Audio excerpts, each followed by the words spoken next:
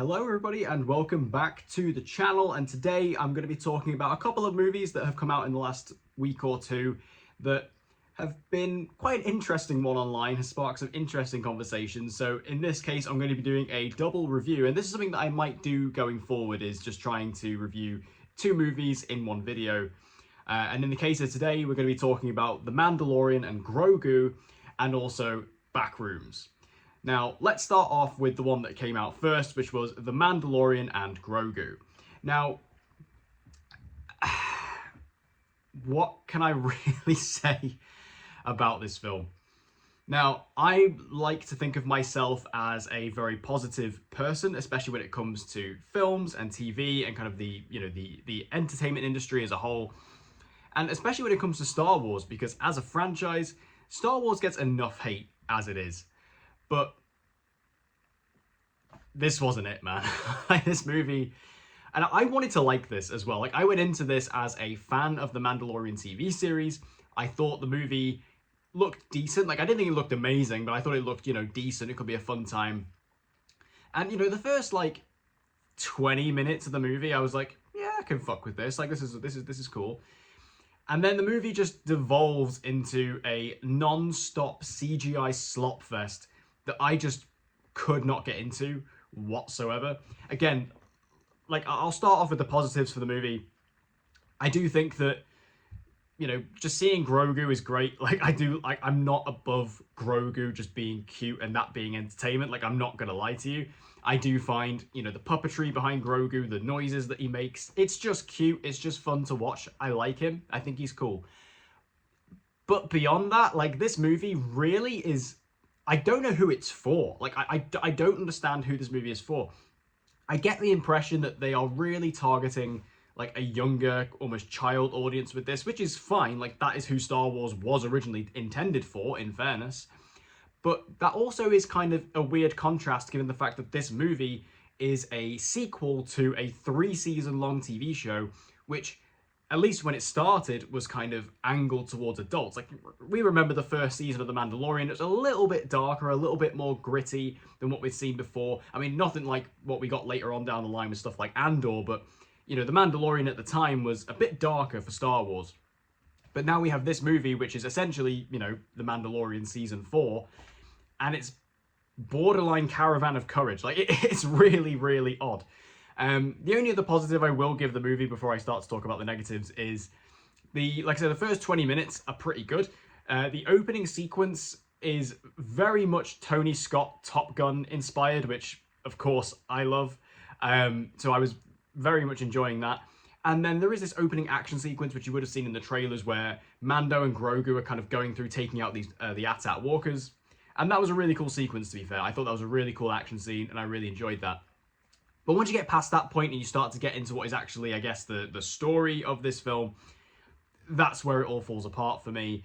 And to then move into the negatives, I just thought this film was just a load of nothing. Again, once you get past that first sort of 20 minutes, I think the movie just devolves into absolute nothingness. I think my main issue with the film is that none of it is tangible. The entire film is CGI. And that, isn't always necessarily a problem. I mean, I'm a huge Avatar fan, and those movies are completely CGI for the most part. But the difference between Avatar and this is Avatar can get away with being fully CGI because it is the best, top of the line visual effects movies you can get. There is nothing better in visual effects than what Avatar does. And kind of being in that world, it's so well done that it feels tangible. It feels real. Here in Star Wars, The Mandalorian and Grogu, there is nothing real about this movie. Every character in this film is some kind of CGI creature for the most part. Bar a couple of exceptions. You've got Grogu, of course, who's a puppet. You've got all the Babu Frick characters. They're all puppets. And I mean, the puppetry is fantastic, to be fair. I can't fault that. But when there's no real, tangible character for me to, latch onto in this, I just feel like I'm watching nothing on screen. And even, you got Pedro Pascal in this movie as the Mandalorian, of course. And for the vast majority of this movie, just like in the series, you don't see him. You don't see Pedro Pascal, you just get his voice. And he doesn't talk that much. There isn't really that much Pedro Pascal in this movie. There is, at a point, he does take his helmet off and you do see him and he's there, but it takes quite a long time to get to that point. Like, this is a 2-hour, 20-minute movie. It takes a long time to get to that, and he really isn't on screen all that much. There's no real character arc for Mando either. Like, he's just generic kind of, brooding Mando, which I feel like is, he's kind of gotten past that point on the show, so to kind of go back to that felt a little bit weird. I just thought that this movie was really disconnected. I thought that the CGI and stuff, like, Rotta the Hutt is obviously a big part of this movie, played by Jeremy Allen White. And while, Jeremy Allen White is completely unrecognizable voice-wise, they put it through so much modulation, you can't really tell it's him. But the CGI on the Hutts was not good. I also just didn't like the design of Rotta. Like, I thought that the kind of bulked up, muscular Hutt design was really off-putting. I don't know. This movie just didn't do it for me at all. Again, I went into it wanting to like it. I like the show, but this was just really nothing for me. And I said this on Twitter at the time. I am beyond shocked that a Star Wars movie is my least favorite film of the year so far. I think I gave this 1.5 stars on Letterboxd. Like, it's not completely irredeemable. There is, good stuff here. And I do think young kids will have fun with this. I think there is absolutely fun to be had for young children in this movie. But if you're just like a Star Wars fan, around my age or older, and even if you're a fan of The Mandalorian, I don't think this is anything. Especially when the pacing is so bad. This honestly does just feel... I know some people disagree with this, but I am very much on the side of... This just feels like 4 episodes of The Mandalorian just kind of stitched together. There's like 3 or 4 different storylines going on in this movie, and they kind of just happen in sequence for the most part. So again, that just feels like an episode. One ends and then we go on to the next one. I just didn't like it, man. I didn't like it. I wish I did. I want to be that person who's online to say, no, the Mandalorian and Grogu is good. Like, when the trailers were coming out, I was being that person. I was like, no, this could be good. Let's see it out. But I have to eat my own words, and I'm going to be honest. I just thought this was really bland, boring, and a complete waste of time, because again, it's so... The whole movie just doesn't feel real. I feel like nothing comes from it. There's nothing meaningful from it. It's just a big CGI movie where the CGI isn't that good, and there's nothing character-wise to come from it either. So yeah, The Mandalorian and Grogu, again, I wanted to like the movie, but ultimately it was just not for me. But anyway, with all that said, let's move over to the other film I want to talk about today, which is A24's Backrooms. I saw this yesterday, and I am really, really pleased with this one. Now, I was looking forward to this on concept alone. I'm not overly familiar with Backrooms, like, in terms of like the original 4chan stuff and the YouTube series that came from it. I'm not well versed in that at all. This is my main exposure to Backrooms. But, this was interesting. A24 had their youngest director in history, with Kane Parsons only being 20 years old as of the movie coming out. So I think he was probably about 19 when they shot it. That's insane. Like, that's really insane. Also, the fact that this was going to be this kind of liminal space-based horror movie. I liked the look of it. I thought it looked really neat. And the trailers were good. I thought, yeah, this is going to be interesting.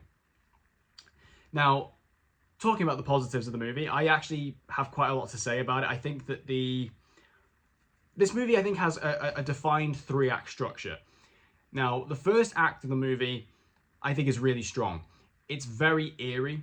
I think what Kane Parsons is able to do with the sound design, the set design, the score as well, I think it creates this atmosphere that is absolutely unmatched. It's incredibly creepy. And, visually, the movie just kind of gives you this feeling of unease. The way that Chiwetel Ejiofor's character is walking around in this space, you've got this kind of very obnoxious yellow lighting, which, again, just kind of makes you feel a bit queasy in a way. You've got these flickering lights going on, and there's this constant, like, white noise style hum that is coming from those lights. It creates this space that is naturally, by design, very creepy and very scary. And I thought that the first act, which is primarily, you get a little bit of character stuff at the beginning, and then it's mainly Chiwetel Ejiofor's character kind of walking around this space. I thought was really good. I think it captures kind of what makes the original Backrooms image and Backrooms idea kind of scary, but also, you know, capturing it on film and kind of exploring it as a set, because it's all, you know, practical. I thought was really nice. I thought it was really, really well done. And then when the movie gets into the second act, I'll be honest, it was starting to lose me a bit. I was getting a little bit bored with it because, you know, the whole liminal space idea is really good, but there's only so much you can do with that. And I think, you know, when it comes to, you know, a 4chan image, or when it comes to a YouTube series that's kind of these small little short films, you can kind of make a horror film or a short horror film based on that, and that's fine. But this is, you know, this is a theatrical feature-length film that's nearly 2 hours long. Going purely based on that, you kind of have to do a little bit more than that. And when I was in the second act, I was getting a little bit worried because I thought that's all this movie's doing. We're just going into these different rooms. And don't get me wrong, it's fantastic. It's well done. But at a point, you know, you kind of become a bit desensitized to it all. And I just thought, yeah, these luminal spaces, they look really cool, and they are creepy, but I'm not, you know, I'm getting a bit bored of it now. But then the movie gets into the third act, where it then completely locked me back in, and I was completely into it, because the movie then takes a turn, and it becomes a lot more, I guess what you would expect a movie like this to be, but without dropping the kind of connection to Backrooms, without dropping that kind of special set design that this movie has, and it delivers a fantastic final act with a great ending that I absolutely loved. So, like I say, when it comes to the Backrooms, I think that this movie, it might start to lose people in the middle, but what I will say is just stick with it, because it genuinely is worth it. It does get really good once you get to that third act.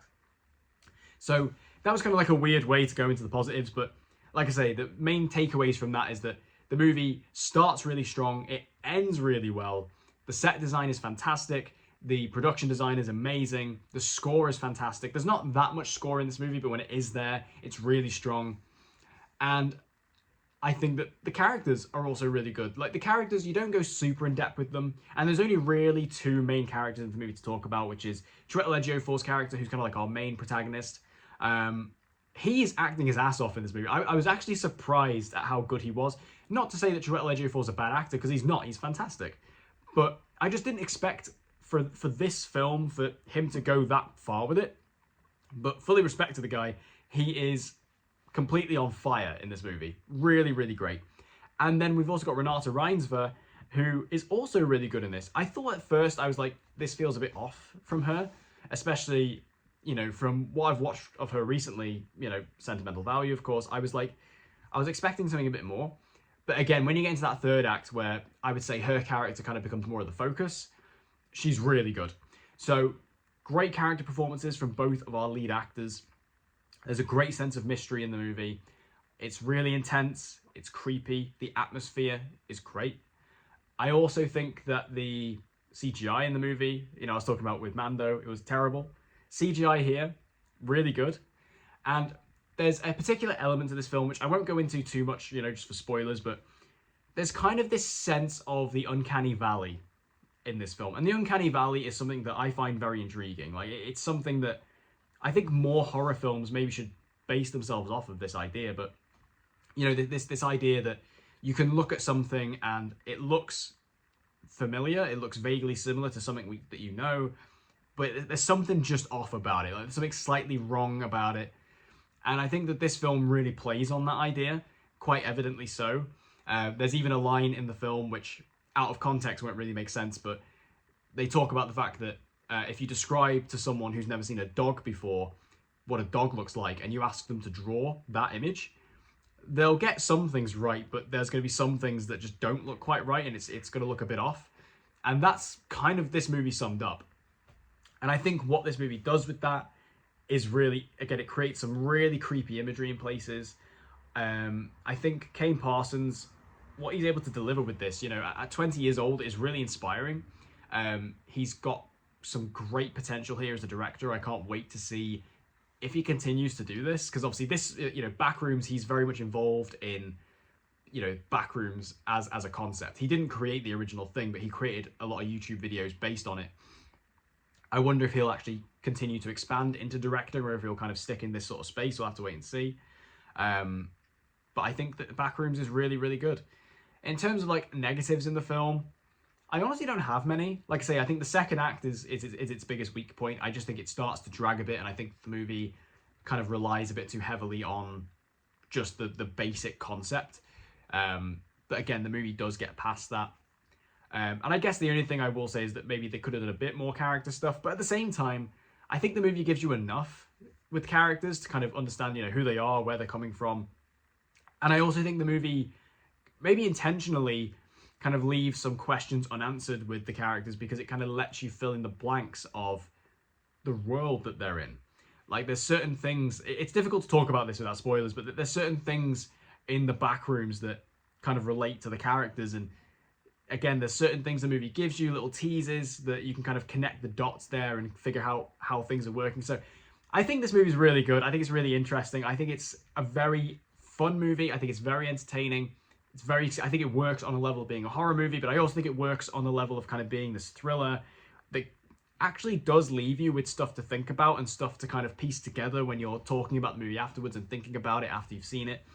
So really good stuff here from Kane Parsons. I can't wait to see what he does next. Again, I think this is a really promising start. I honestly wouldn't be shocked if A24 kind of lock him in to do a sequel to this. Obviously, the budget for this was incredibly low, and it's doing really well. So, and I do think this movie leaves room for a sequel. I don't know if it necessarily needs it, but I think that if they did it, I hope Kane Parsons does return to direct it. So yeah, I really, really enjoyed the Backrooms. I would highly recommend watching it. It's a bit of a hoot. I think it's gonna spark a lot of good conversation online. But there you have it, guys. That's my double review there of The Mandalorian and Grogu and Backrooms. Have you seen these movies? Make sure to let me know your thoughts in the comment section down below. What did you think about them? And if you want to see more movie content, movie reviews, and everything else in between, make sure you subscribe and hit that notification bell so you don't miss any uploads from me. And I hope to see you guys again next time.